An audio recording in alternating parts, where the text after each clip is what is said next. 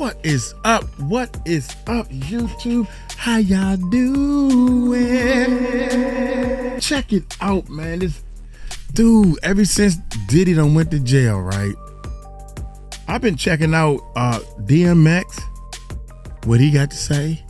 Ice Cube, DMX and Ice Cube knew Diddy's dark secrets with Jay-Z. They talking about God dang.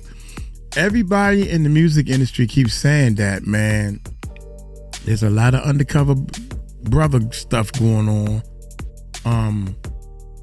And a lot of people, you know, especially with Jaguar Wright talking. Now, you know Jaguar Wright can talk, man. But she got a lot of people pulling for what she says and stuff. You know what I'm saying? Anyway, hey, y'all hit that subscribe button. Hit that bell. Rest in peace to DMX. I wish some of this stuff could have been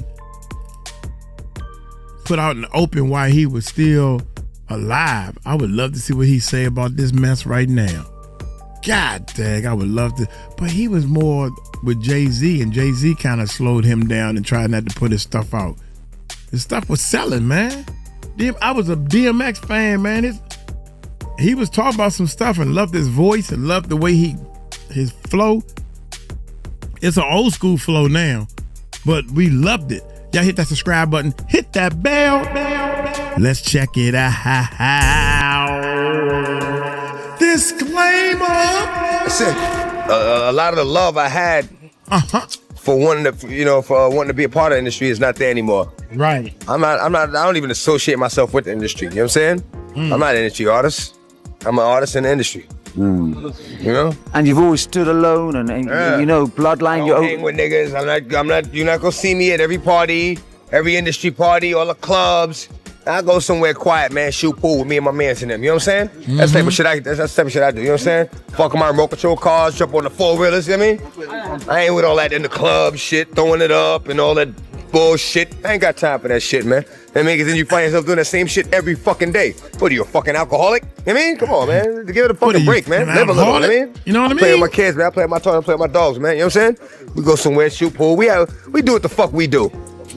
Oh, I mean, that's why you see us in places that you don't normally see. And you're like, damn, why you here? Well, I'm here because why are you here, motherfucker? You here playing video games. Right then. Fuck. Oh, honey, let's rewind the clock. It was the 1990s, and early 2000s ship-hop wasn't just music. It was a full-blown cultural explosion. Rappers were stacking millions, living wild, and reshaping the entertainment game. But behind all that glitter and glam, there was something dark brewing. And guess who the spotlight always seemed to circle back to? Yep, Diddy. But he wasn't riding solo in this mess. Jay-Z? Oh, he was in the mix too. And while most stayed silent, sipping champagne and playing the industry game, two icons said not today. Diddy. You're hearing Diddy everywhere. Okay? Yeah. So, did you ever have any kind of run-in with Diddy? Did you ever do anything with Diddy? Any projects you worked on with him? He produced a few records, or had his producers do a few records on my War and Peace album, Peace Disc. Yeah. How was he to work with? It was cool. You know, he, gave us great music. We flew out to New York, and I was mainly in the studio with the producer. You know, he had a stable of producers, so I was in the studio with his stable of producers, and I think we did some great music. And you know, I really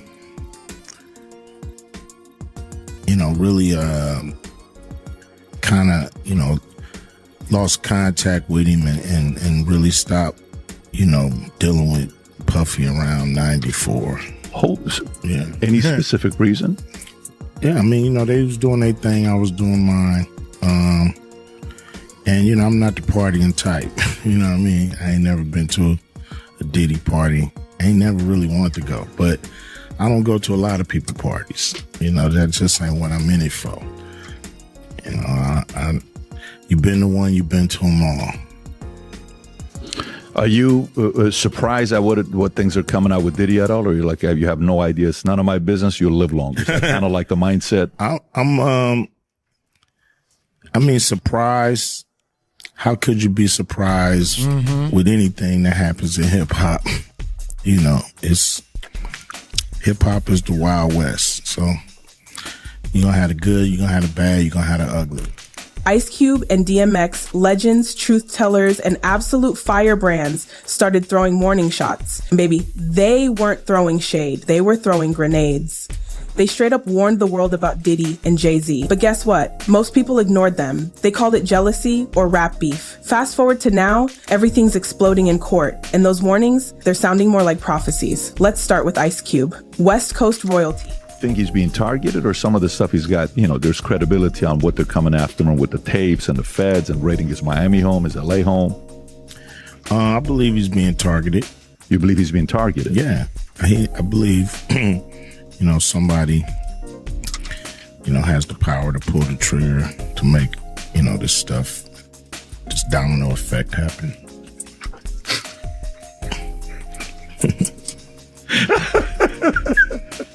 Okay. All right. So you think he's being targeted. So you don't think, Shook said, you can say what you want about Diddy, but Diddy didn't learn to like young boys. He learned it from a man named Clive Davis. He threw Clive Davis in there. It doesn't sound like you're part of that camp. You're part of the camp that you think he's being targeted. I don't know enough to even be able to be specific on any of this stuff. It's just all speculation. I just know he was cool up until a point, and then this stuff started happening. So I believe somebody, like I said, yo, he's our new guy. We on this year or whatever. NWA veteran, a man who never minced words. He looked at the music industry and saw rot. He spoke about it in his tracks and interviews everywhere. And when it came to Diddy, he didn't trust him one bit. He hinted that the mogul cared more about his bank account than the artist who bled for his empire. Hey, man, the first thing I want to ask you about is Ice Cube. He came out with a comment that went viral. God. He said that he feel like Diddy is being targeted. How you feel about him saying that? My man, Ice Cube was saying if you read through the line what Ice Cube was saying, he was saying that all us or all of them has done the same Diddy been doing. And because he pissed somebody off, they targeted him. They're gonna make an example out of him. Whatever you do at this point in time, you understand, we gonna crush everything that you got to show the other people behind him. You don't come out and speak up or speak out on us. What Ice Cube was saying, brother, was that it ain't only Diddy. Picked on, targeted. That means there's other people that they know, but they just not gonna say anything about it. You understand? They're not gonna use them right now and put them up on a pedestal and knock them down like they doing Diddy. If Diddy hadn't done anything, if Diddy wasn't involved in anything, ain't nothing they could do to you. They could come at you, but if you got enough money like he had enough money, you understand? Whatever they say, the lies don't stand, bro. The truth stand. So Ice Cube saying that, I was a little disappointed. But what he was actually letting y'all know was this. What's this? It ain't only Diddy. There's other people. But because he came out and called those people racist, because he came out and tried to put a lawsuit against them, they gonna show him you don't bite the hand that feeds you. That's what that was all about. And DMX, oh honey, he was even more brutal. With that unmistakable raspy voice and that raw, unfiltered energy, DMX didn't just hint, he went for the jugular. While Cube initially tried to give Diddy the benefit of the doubt, when the accusations first surfaced, he didn't hold back. DMX practically shouted it from the rooftops. In interviews, he allegedly called Diddy out directly. See what I'm saying? That's the only Diddy party I ever been to, was out in public, and there was no freak-off, there was no outwardly gay going on or anything like that. So that's been going around since the 90s, him being bisexual?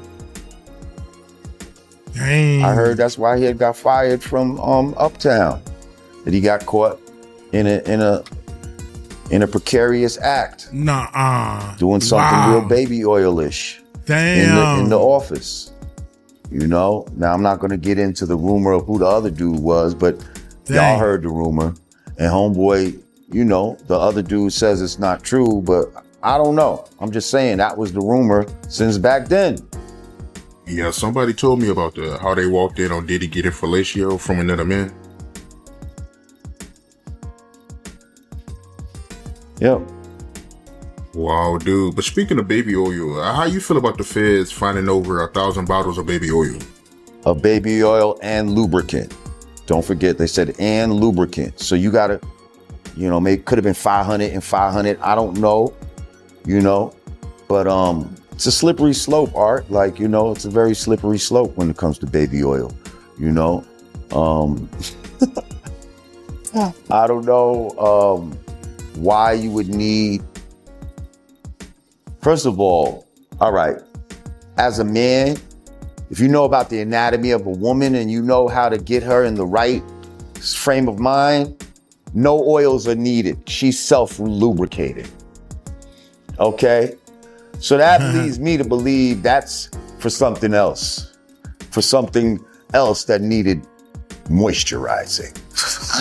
Said he didn't trust him. Said Diddy didn't care about anyone but himself. Period. And when Jean Deal, y'all remember her, the woman who's been dropping bombshells lately, heard Ice Cube's cautious stance, let's just say she was not impressed. She wanted the truth served raw, not sugar-coated. Now back then, people brushed it all off. Just more rap beef, they said. Just another ego clash. Today, jurors are hearing from another former personal assistant to Sean Diddy Combs in his federal sex trafficking trial. We do want to warn you that this next story includes graphic descriptions of violence. The witness took the stand today under the pseudonym Mia. She testified that Combs was frequently violent towards his ex-girlfriend, singer Cassie Ventura. And she said his behavior could be, quote, unpredictable and terrifying. She also alleged that Combs sexually assaulted her. Combs has pleaded not guilty to all of the charges in the case. NBC News entertainment correspondent Chloe Malas is once again outside the courthouse in New York City. Chloe, what else are jurors hearing today from Mia? So this individual who worked for Combs over a period of 8 years as both a personal assistant, like you said, and later an executive at one of his companies, she said that Combs screamed at her, once pushed her in a pool, even threw a computer towards her, narrowly missing her head. She said that she really worked in fear and that sometimes she would go days on end, Kate, without sleeping. And that in one instance, when she was working for Combs in Las Vegas while he had nightclub appearances, that she went 5 days with no sleep, and that it caused a physical breakdown with temporary vision loss and hearing loss, and that finally at that point Combs let her fall asleep.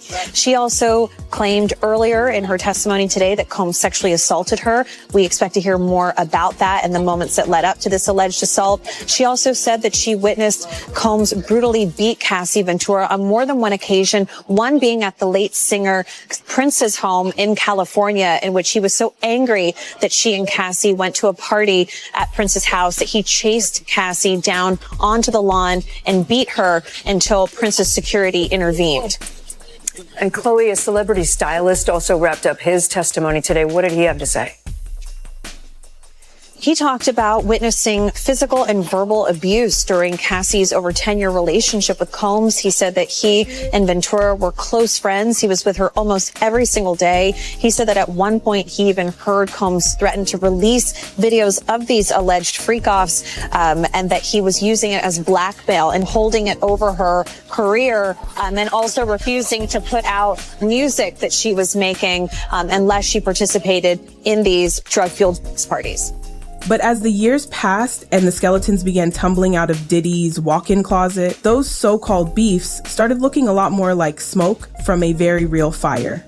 Especially once Jay-Z's name kept popping up. Oh yes, Jay-Z and Diddy have been tight for years, but the rumors, oh baby, they've been swirling. People whispering that their relationship was more than just business. Some even allege it was romantic. And while no one confirmed anything, the energy, it's been suspiciously spicy for years. And now, with Diddy on trial in New York City, those old rumors are being drowned out by something even more chilling. Real testimony. It's Diddy Day 12, and the prosecution's witnesses are unleashing more bombshell testimony. Good morning. Good morning. A morning greeting from Diddy's 85-year-old mom, Janice, on day 12 as the fireworks inside court got underway. The defendant's sons arrived to hear a new witness claiming to be a victim of their dad's violent history. Diddy's former assistant, who's going by the pseudonym Mia, testified about her chaotic past with the music mogul. Mia claims that a toxic Diddy would throw things at her and once threw her against a wall and into a pool. She alleges that he slammed her against the door and sexually assaulted her more than once. Mia is the former assistant to Mike Myers and Adrian Brody's designer girlfriend, Georgina Chapman. Mia testified that when she arrived for her first interview with Diddy, he was on the phone in his underwear. I'm not the easiest to work for. On the stand, Mia said working for Diddy was like his former reality competition show. I don't give a I am the best to work for. I'm not everybody else. The wild 2008 series showed the abrasive music star handpicking a worthy assistant. This is what it's like in the heat of battle, baby. But the heat of the battle for Mia included her working over 24 hours on her first day on the job with no sleep. She lived on Diddy's property and was never allowed to have a lock on her bedroom door. Diddy told her, quote, "It's my house and no one locks my doors in my house." She also mentioned witnessing Diddy abusing Cassie. Mia was trembling throughout her testimony, really from the moment she got there. But when she was asked about the violence that she witnessed with Cassie, she got very emotional. It was hard for her to finish sentences at times. CNN's Elizabeth Wagmeister, who uncovered Diddy's hotel attack on Cassie Ventura, has been following the case since day one. Mia goes into this whole story. Sean Combs took Cassie, threw her hard against a bed to the point where Mia said, "I thought that he was going to kill her, and there was gushing blood everywhere, and he forced Mia to get in touch with the doctor and instructed her to say, tell the doctor that Cassie was drunk and hit her head." Mia also described the frightening night she and Cassie snuck away to a party at Prince's home that she was forbidden to attend. So they get to the party, they're having a great time, and all of a sudden Mia realizes that Sean Combs walks in. They run out of the house. She says that Sean Combs catches up with Cassie, tackles her to the ground, and then Prince's security actually intervenes. During Cassie's friend and stylist Deontay Nash's last day on the stand, he testified that he once set her up with actor Michael B. Jordan. He also told the jury it was Diddy who would use Cassie's phone to shoot videos of her during the freakoffs. He would record her on her phone, Deontay said. "I stand firm on that." And now we've learned the trial's endgame. The judge announcing the case against Diddy should be wrapped up by the 4th of July. But first, it's Team Diddy's chance to present their case. We don't know where the defense is going to go, but what we've seen so far with former employees of Combs is the defense is constantly trying to make the point that you benefited from working for Sean Combs. For the former employees, they're all saying that I learned so much from Combs, and yet these horrific things happen. Real people stepping forward. Real pain. Mia, a former assistant who worked for Diddy from 2009 to 2017, took the stand, and the courtroom froze. She didn't just describe a difficult boss, no. She painted a picture of a man who was dangerous. Someone who didn't just yell, but hurt. She said he threw things at her, slammed her arm in a door, raped her. And the most horrifying part, she said she wasn't allowed to lock her door. She couldn't leave. He made her crack his knuckles at 3 a.m. It was twisted. It was dehumanizing. It was a prison. Tell us, please, what key testimony today stood out to you?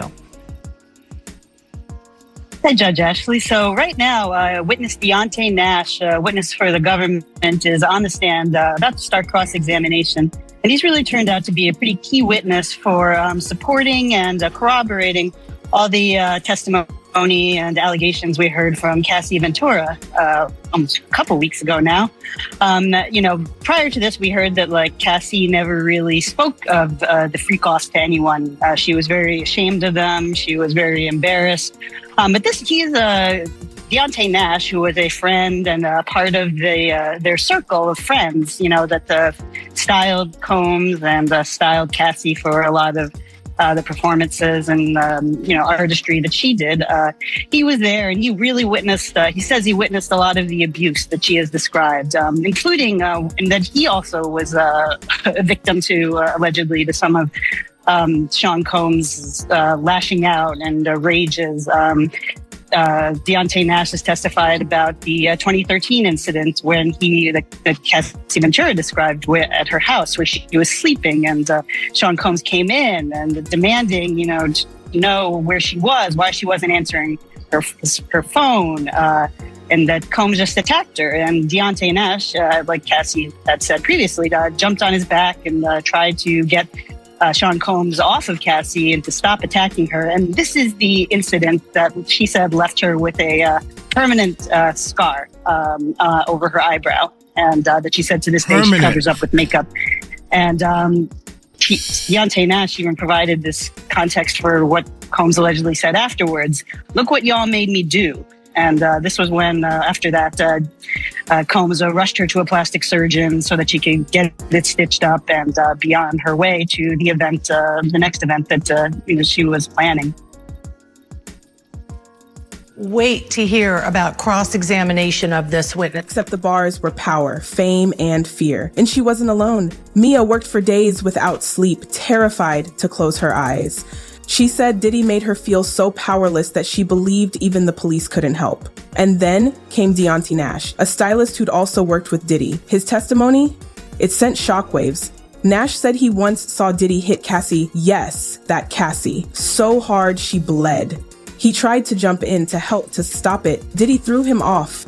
And then, the audacity. Diddy turned around and blamed everyone else. "Look what y'all made me do," like he was the victim. Nash said Diddy threatened to leak private videos of Cassie to her family and employers if she didn't obey. That's not just manipulation. That's emotional terrorism. And it gets worse. Nash said Diddy once stormed his home, yes, Nash's private home, looking for Cassie. This man was so obsessed he checked the oven. Who does that? Then he forced Nash to go to a hotel.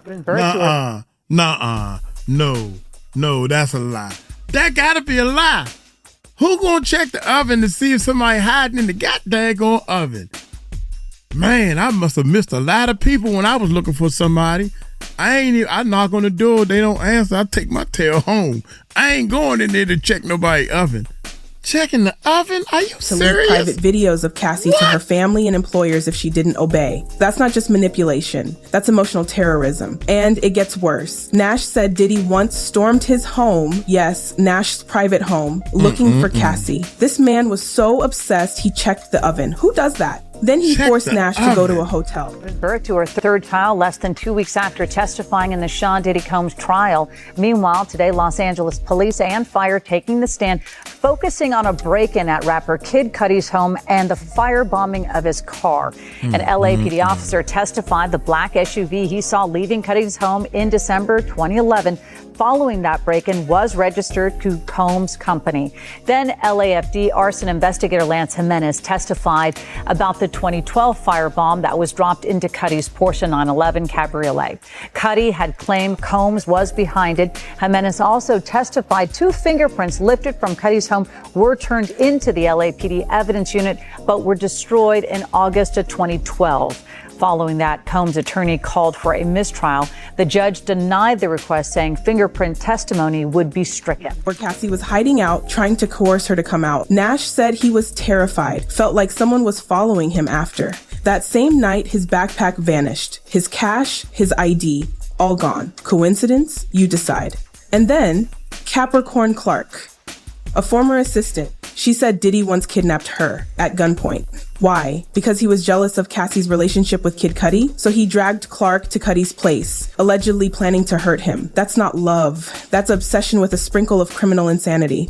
Clark didn't just hear the story, she witnessed the violence. She saw Diddy beat and kick Cassie outside his house. Publicly, shamelessly. Clark said she begged Cassie to leave, to run, to save herself. But Cassie's response? Chilling. Today, in the sex trafficking and racketeering trial of Sean Diddy Combs, a federal judge immediately rejected the defense's request for a mistrial. This request came after an arson investigator took the stand. So let's take you outside the New York courthouse with CBS News legal reporter Katrina Kaufman with the very latest on how all of this unfolded. Hi, Katrina. So yes, Combs' team requested a mistrial earlier. This was denied by the judge, but they alleged prosecutorial misconduct. It was related to testimony from an LA Fire Department investigator who had looked into an incident of alleged arson at the house of Scott Mescudi, that's the rapper Kid Cudi. Now, there was some evidence of fingerprints that was apparently destroyed back in August 2012, and the defense felt that the prosecution was insinuating in front of the jury that Combs may have been involved in that. The judge ultimately gave the jury an instruction, and so this will move forward, of course, but there was evidence in that testimony tying Combs's car to Mescudi's house. That was related also to an alleged break-in that Mescudi had previously testified. So we heard about those two incidents today, and then testimony from a former stylist who worked with Sean Combs and Cassie Ventura. Yeah, what did the stylist have to say? You're saying that there was testimony from the stylist who worked for Diddy and also for Cassie Ventura. So what did he say on the stand? Well, one bit of news came out on the stand, which is we had heard Cassie Ventura went into labor, and he said that yesterday he congratulated her on her baby. So she has, in fact, now had the baby. He also said that he spoke with her when she was a witness in this trial about what she was wearing. But his testimony illuminated a number of additional instances of violence between Sean Combs and Cassie Ventura. This is someone who was a stylist for both of them, who considers himself one of Cassie Ventura's best friends. And he told a number of harrowing stories, including that he helped Cassie hide from Sean Combs too many times for him to even count.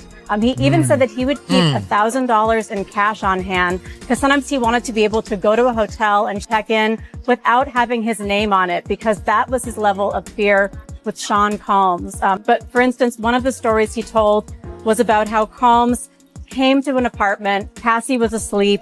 He dragged her by her hair off of the couch, went into a bedroom, began attacking her. And it wasn't until there was a lot of blood that Combs even began hitting her. And it was a few seconds after that. He said there was blood and he kept hitting her face. And she eventually ended up with a gash on her head. She had to be taken to a plastic surgeon and ended up with stitches. But like so many witnesses we've heard who were close to Combs, there's many dimensions to this relationship. It also came out that he has still stayed in touch with him over the years and even calls it a loving exchange when he is in touch with Combs, despite all of this testimony of aggression and fear. All right, quite an emotional day per usual. Katrina Kaufman. Katrina, thank you. She said she had no one else to date because Jay-Z was taken. Yes, you heard that right. Now, while that statement could mean anything, it definitely raised some eyebrows. And just when the courtroom started catching its breath, Diddy's legal team tried to pull a fast one. They pushed for a mistrial. Why? Because someone dared bring up that mysterious fire in 2012, the one that burned up Kid Cudi's car. Some suspect Diddy had something to do with that. His lawyers cried foul, claimed it wasn't fair to mention now. But the judge, he wasn't buying it. He told the jury to ignore the car fire detail, but made it crystal clear. This trial is going full speed ahead. And guess what's happening now? You still got Gina, and the prosecution, or the defense was trying to tell the prosecutor, well, she's not a witness, she's not a witness. They want the prosecution to hurry up to bring Gina in so Gina could paint the picture that like everything was consenting because she's been paid off. And this is the one that disappeared, right? Yeah, this is the one who disappeared. This is the one who, they could get her. There's nowhere she could go that the federal government, if they want you, that you can't be got. You understand what I'm saying? If the federal government wants you that bad, you'll be gotten, bruh. It's too much technology. Photo imaging. Facts. There's nowhere she could go. She Asian. You know what I'm saying? Half Asian or whatever like that. She might like Chinese food, rice or whatever like that. She got to go somewhere to get something to eat. You know what I mean? Stupid, yeah. You stupid. It's crazy, bro. So now she come and she testified in behalf of Diddy. They want the prosecution to bring her in. They know she's a hostile witness. You understand what I'm saying? I don't want to be here, this, that, and other. She made a post, I'd rather be in Chanel and all this other shit like that. That's the girl who took off the payment. She took the $2 million payment from Diddy and them when she got on Tasha K. I think Diddy may have gave her $2 million or something like that. Got her in school, gave her an apartment out in LA. still was messing with him. Celebrities are shaking in their designer boots. Word on the street is that multiple high-profile names are already calling their lawyers, trying to get ahead of the curve because they fear their names might pop up next. And we're not just talking assistants or background staff. No, sweetie. We're talking singers, rappers, actors, big names. Some of them could be called to testify any day now. Witnesses already include Cassie Ventura, Kid Cudi, and singer Don Richard. The prosecution is building something massive, like mafia-level massive. The charges, racketeering, sex trafficking by force or coercion, transporting individuals for prostitution. This isn't just a scandal, it's a criminal empire unraveling in real time. And Diddy's Hail Mary mistrial attempt, denied, flat out. The courtroom drama isn't going anywhere. Now hold on tight, because this is where it gets really, really dark. The recent testimonies, they've hit harder than anyone expected. We're not just talking about bad behavior or cruel bosses. We're talking about a culture of absolute fear, manipulation, and abuse. Man, I can't believe you mean to tell me you got to be ugly to people in order to be a superstar. Is that what you're telling me? All of them like that? No, not all of them. Man, golly. Hey, y'all tell me what y'all think, man. Jay-Z and let me look for some stuff on Jay-Z and Beyonce and what they've been doing. Look here. I'm going to get on up out of here. Y'all let me know in the comments what y'all think. Y'all take it light, take it slow. Tell them Uncle Mike told you so. Peace out.